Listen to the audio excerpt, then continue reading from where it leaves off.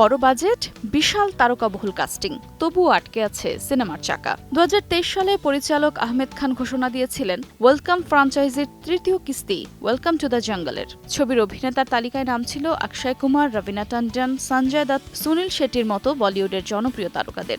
শোনা গিয়েছিল 2024 সালের ডিসেম্বরে মুক্তি পাবে সিনেমাটি, কিন্তু সেই পরিকল্পনা এখন বাস্তবতা থেকে অনেক দূরে। জানা গেছে এখন পর্যন্ত ছবিটির মাত্র 60% শুটিং শেষ হয়েছে, বাকি 40% কাজ বারবার পিছিয়ে যাচ্ছে। শেষ 6 মাসে একাধিকবার শিডিউল বাতিল হয়েছে, যার ফলে অভিনেতাদের সময় ও সুযোগ দুটোই ক্ষতিগ্রস্ত হয়েছে।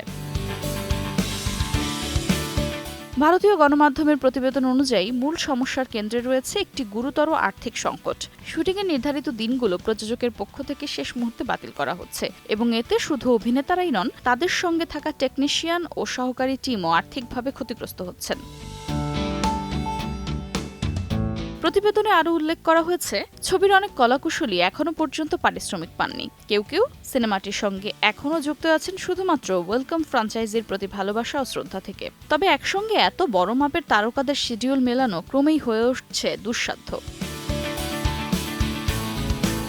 সব মিলিয়ে ওয়েলকাম টু দ্য জঙ্গল এখন যেন বলিউডের এক অনিশ্চয়তার যাত্রা, যার গন্তব্য কোথায় তা এখনও কেউই জানে না।